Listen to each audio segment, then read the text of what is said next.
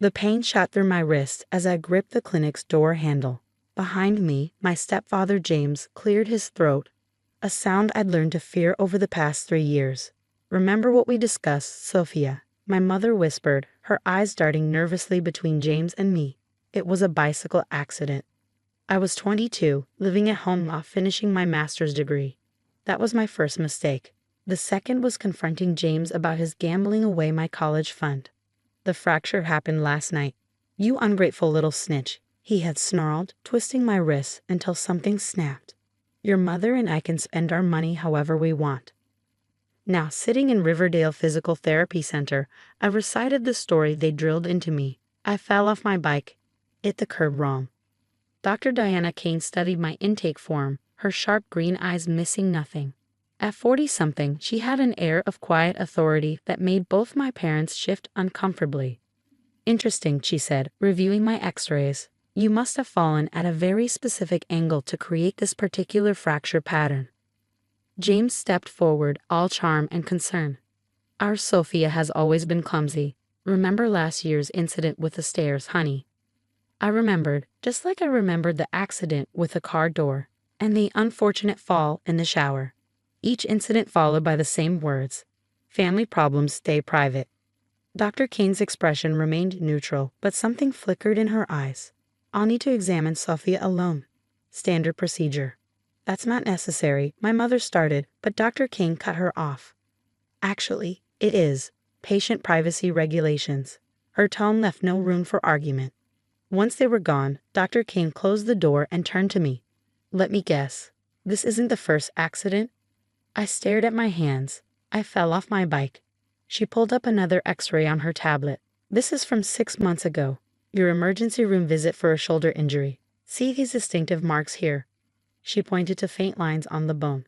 "They're consistent with a specific type of trauma. One I saw frequently in my previous job." My throat tightened.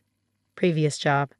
Before opening this clinic, I spent 12 years as a forensic specialist with the FBI, focusing on domestic violence cases. She set down the tablet. "Sophia, bicycle accidents don't leave these patterns, but forceful wrist manipulation does." Tears welled up in my eyes. "You don't understand. If I say anything, you're afraid it'll get worse." She nodded. "But I've already documented everything. And unlike the ER doctors who treated you before, I'm not letting this go." A knock at the door made me jump. James poked his head in. "Everything okay in here?" Sophia tends to exaggerate her pain. Dr. Cain's smile was glacial. "Actually, I need to schedule several intensive sessions. The injury is more complex than initially reported." "That won't be necessary," he said smoothly. "We can handle her recovery at home." "I'm afraid you can't." Dr. Cain pulled out some forms. "These patterns indicate possible nerve damage. Without proper treatment, she could lose significant function. I'm sure you don't want that on your conscience, Mr. Harrison." The threat in her voice was subtle but clear. James's face darkened for a split second before his mask of concern returned. "Of course not. Whatever's best for Sophia." After they left to handle the paperwork, Dr. Cain turned to me. "I have a proposition for you. I'm starting a new rehabilitation program. 3 months, fully funded. You'd stay at the program's residential facility." "Stay, you mean? Leave home?" She nodded. "The program includes comprehensive therapy, physical and otherwise. It's very selective about its participants." I understood what she wasn't saying. It was a way out. "My mother?" I hesitated. "Has made her choices," Dr. Cain finished gently. "Now it's time to make yours." She handed me a card with a number written on the back. "This is my personal cell. Day or night, if you need help, call me." When I left the clinic that day, James's hand gripped my shoulder. "Nice doctor," he said, his fingers digging in. "Very thorough. But remember, Sophia, family problems.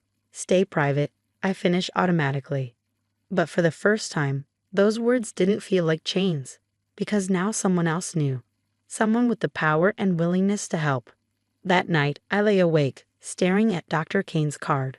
From downstairs came the sounds of another argument, my mother's pleading voice, James's angry responses, the familiar symphony of my nightmare. My wrist throbbed, each pulse a reminder of Dr. Cain's words. "I'm not letting this go." I thought about her specialized knowledge, her FBI background, the way she documented everything. She wasn't just a physical therapist. She was my chance at freedom. My phone buzzed with a text from an unknown number. First appointment tomorrow at 9. Come alone. Dr. K. I clutched the phone, my broken wrist cradled against my chest, and made a decision. James was right about one thing. Family problems should stay private. But we weren't family, and tomorrow his carefully constructed privacy would begin to crumble. What I didn't know then was that my fractured wrist would expose far more than just James's abuse. Dr. Cain's discovery was just the beginning of a truth that would shatter everything we thought we knew about my stepfather's past. I arrived at my 9 a.m. appointment with a new bruise blooming on my shoulder, James's parting gift for coming alone. Dr. Cain took one look at me and locked the clinic door. "Tell me everything," she said, leading me to her office instead of the treatment room. The words spilled out like a broken dam. 3 years of accidents, the missing college fund, my mother's silence. With each revelation, Dr. Cain typed notes into her secure laptop, occasionally pausing to ask specific questions about dates and injuries. "There's something else you should know," she said after I finished. "I ran a background check on James Harrison. The name he's using? It's fake." My stomach dropped. "What?" She turned her laptop toward me. "James Harrison supposedly appeared in your town 5 years ago.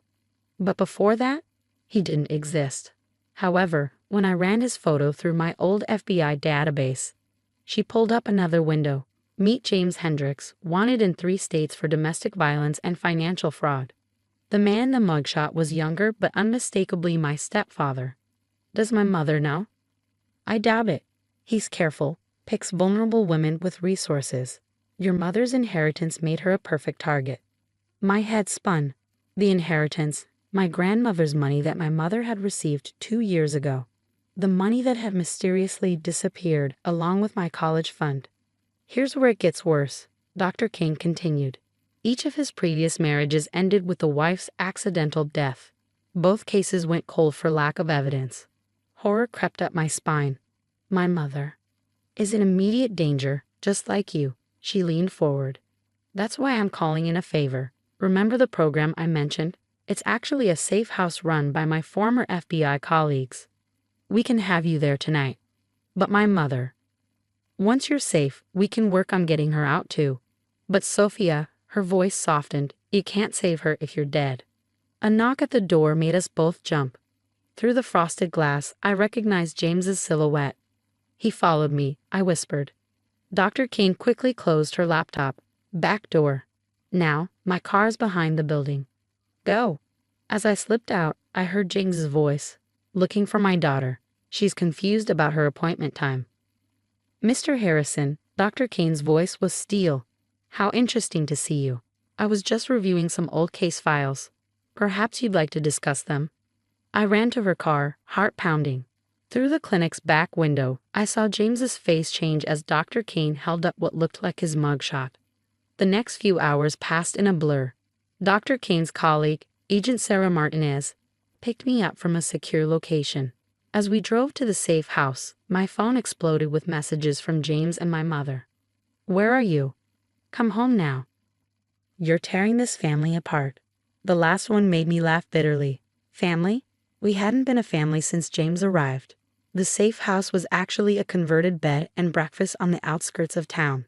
3 other women were already there, each with similar stories. Lisa, the house coordinator, showed me to my room. "First few days are the hardest," she said kindly. "But you're not alone anymore." That evening, Dr. Cain called with updates. She'd initiated an investigation into James' activities, focusing on the missing money. My mother had been questioned by police, but remained in denial. "She's refusing to believe the evidence," Dr. Cain sighed. "But we found something interesting in your old medical records. Those accidents you had, they follow the exact same pattern as his previous victims. It's like his signature." "What happens now?" "Now we build a case. Your documentation will help protect future victims." "But Sophia," she paused, "Eno's were onto him. Be careful." I ended the call and sat by my window, watching the sunset. For the first time in 3 years, I felt safe, but I couldn't shake the image of my mother, alone in that house with a man who had already killed twice. My phone buzzed with one final message from an unknown number. You can run, but families stick together. See you soon, sweetheart. I showed the message to Lisa, who immediately called Dr. Cain. Within minutes, security at the safe house was doubled. As I lay in bed that night, I realized James was right about one thing. This wasn't over. But he'd forgotten something crucial. I wasn't that scared girl anymore. And now I had proof of everything he'd done. The fractured wrist that was supposed to silence me had instead given me a voice, and I intended to use it. What I didn't know then was that my mother had also received a message that night, one that would finally force her to choose between her daughter and the murderer sleeping beside her. 2 weeks into my stay at the safe house, Agent Martinez burst into my room at midnight. Your mother's in the hospital. James tried to stage another accident. My heart stopped. Is she alive? Thanks to the neighbor. They heard the struggle and called 911. James fled, but not before your mother got these. She handed me her phone, showing photos of financial documents. She finally found his hidden laptop. The documents revealed everything: fake identities, stolen money, and detailed plans for what he called his retirement fund. Life insurance policies on both my mother and me. He was going to kill us both, I whispered. But now we have him, Agent Martinez said. Your mother's statement, the financial evidence, your medical records, and Dr. Cain's documentation. It's over. Except it wasn't. James remained at large for 3 more days. 3 days of jumping at shadows, of doubled security, of watching my mother recover in a guarded hospital room. When they finally caught him, it was almost anticlimactic. He was at a bus station, ticket to Mexico in hand. The arrogant smirk he'd worn for years finally cracked when they showed him the evidence. The trial came 6 months later. I stood in the courthouse, Dr. Cain beside me, and watched as my mother testified against the man who'd nearly destroyed us both. I was blind, she said, her voice stronger than I'd heard it in years. I chose to believe his lies because the truth was too frightening. But watching him hurt my daughter, she looked at me, tears in her eyes. That's a choice I'll regret for the rest of my life. James was sentenced to 25 years. The evidence from my case helped reopen his previous wives' deaths. 2 more life sentences were added. 1 year after my first visit to Dr. Cain's clinic, I stood outside the building, running my fingers over my fully healed wrist. Ready for your final checkup? Dr. Cain appeared beside me, smiling. Actually, I have something to tell you, I said. I've been accepted to medical school. I want to specialize in forensic medicine. Her eyes lit up, following in my footsteps. Someone needs to help the next person who comes in with a bicycle accident, I replied. Inside, as she examined my wrist one last time, we talked about the changes in our lives. The safe house had become a full-fledged support center, with Dr. Cain serving as medical director. My mother, after months of therapy, was slowly rebuilding her life and our relationship. You know, Dr. Cain said, when I left the FBI, I thought I was done with investigation work. But seeing you that first day, recognizing those injury patterns, sometimes our past prepares us for moments we never expected. You saved my life, I said simply. She shook her head. No, you saved your own life. You just needed someone to remind you that you could. Later that evening, I visited my mother at her new apartment. The walls were covered with her paintings. Art therapy had become her salvation. I'm sorry, she said, not for the first time. I should have protected you. We can't change the past, I replied, hugging her. But we can help protect others. She nodded at a canvas she was working on. It showed a broken chain transforming into butterflies. For the safe house, she explained. They asked me to teach art classes there. As I drove home, I thought about how a fractured wrist had shattered our silence but rebuilt our lives. Dr. Cain's discovery hadn't just exposed James's crimes, it had shown us our own strength. My phone buzzed with a text from Dr. Cain. Got another bicycle accident coming in tomorrow. Want to assist? I smiled, remembering my own rehearsed lies from a year ago. On my way, I typed back. Because sometimes the best way to heal isn't just to recover, but to become the help you once needed. My stepfather had been right about one thing: family problems should stay private. But he'd never understood that real family, the kind we choose and build and fight for, doesn't need secrets to survive. It just needs truth and the courage to speak it.